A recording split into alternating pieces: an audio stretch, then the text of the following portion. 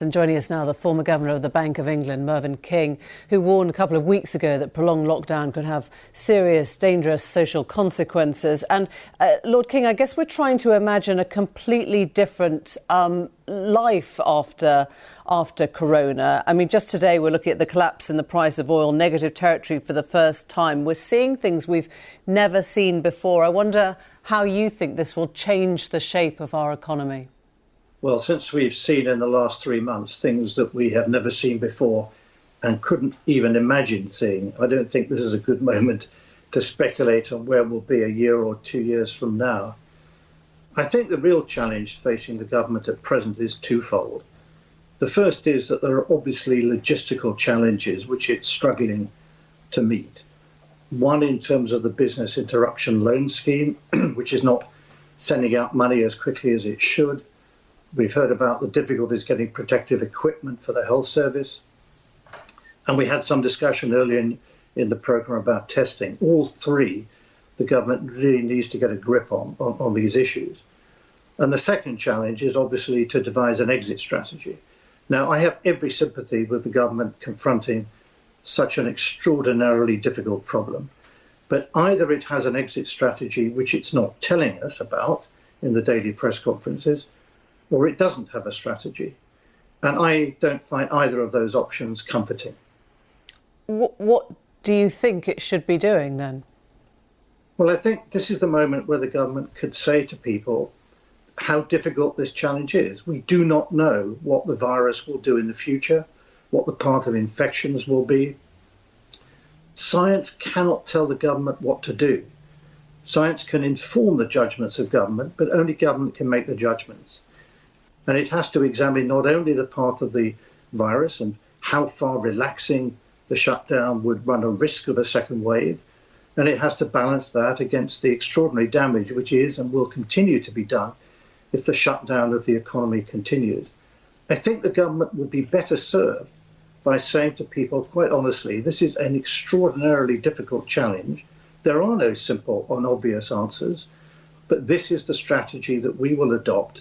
These are the criteria we will use to decide when we can relax some of the measures being taken. And I do think that, as one of your interviewees mentioned earlier, that a shutdown is not the same as social distancing. It is possible to ease some of the restrictions while maintaining a degree of social distancing.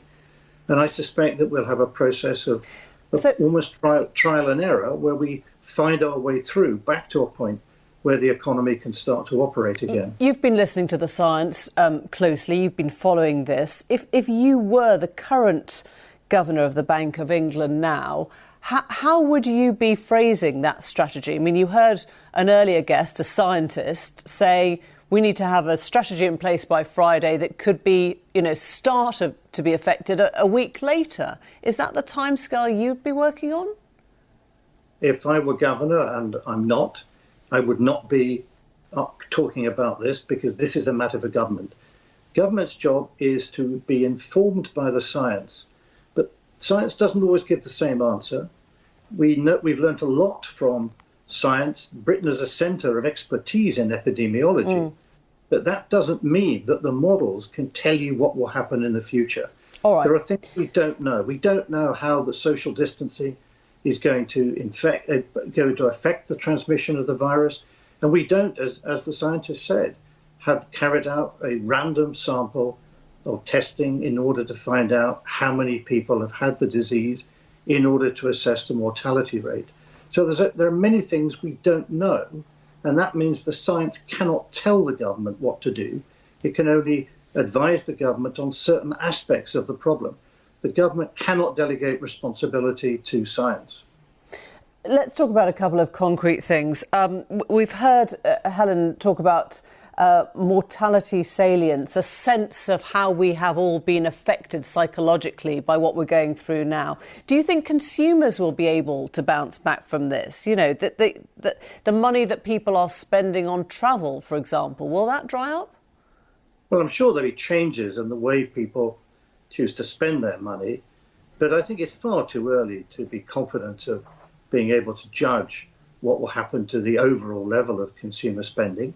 I think it's unlikely that people will simply jump straight back to where they thought they were before, because as after the financial crisis, we saw something that we hadn't expected, and that changed our beliefs about what the future could hold. We now know, if we didn't before, that pandemics can occur and we need to prepare for it.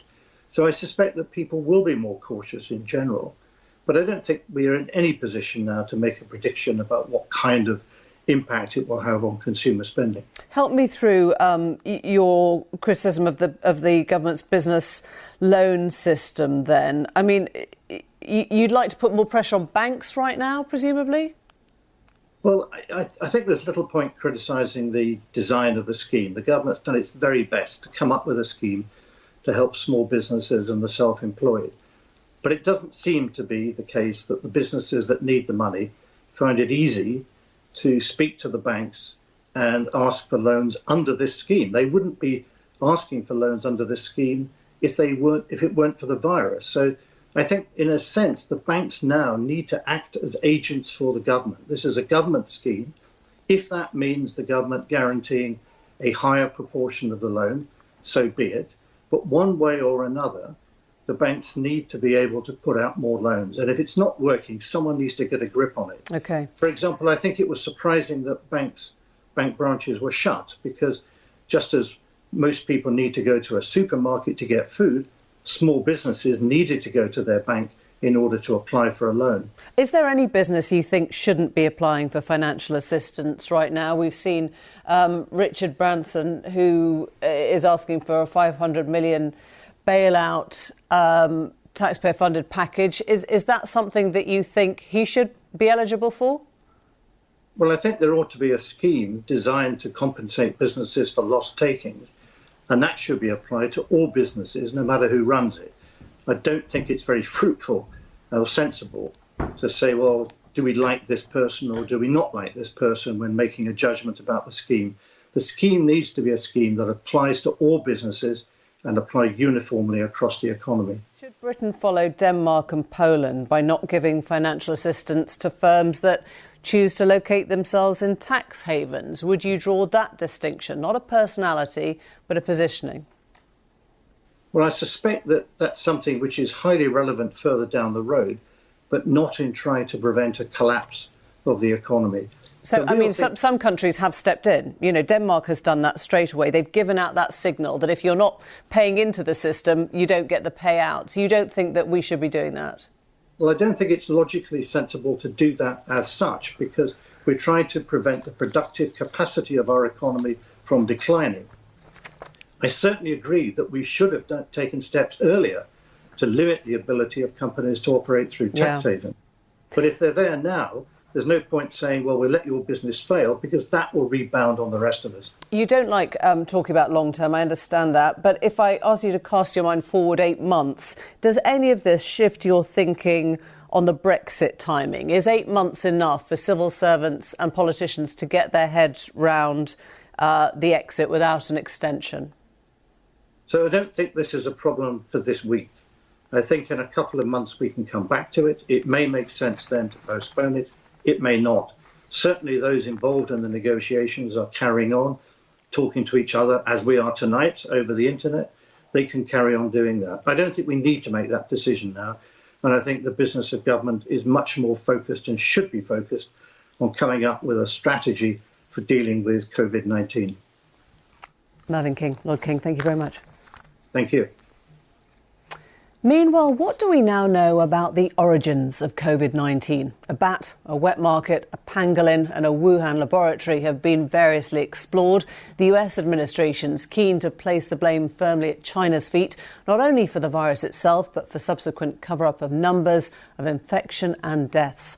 A war of words is opening up between the superpowers, which may make the truth ever harder to come by. Our diplomatic editor, Mark Urban, is here. What do you get as a sense between the US and China right now? Where's it going? Well, as you said, increasingly a hot war of words. From the outset, the Trump administration has tried in some sense to put China in the frame, calling it the Wuhan virus. I think, though, things have really changed since last week, and the leak to the Washington Post of a diplomatic telegram from a couple of years ago, resulting from a visit by US diplomats to the Institute of Virology in Wuhan, talking about very poor standards there and actually prophesying that this could be the source of a new pandemic, i.e. would sloppy lab procedures or failures or negligence give rise to such a terrible series of events. Now, that has suddenly changed the whole discussion. Talking to people in Whitehall, the British intelligence assessment, I understand, is that the idea of an accidental escape from a laboratory in Wuhan is regarded as plausible but not provable, i.e. it may well be that there is never definitive proof one way.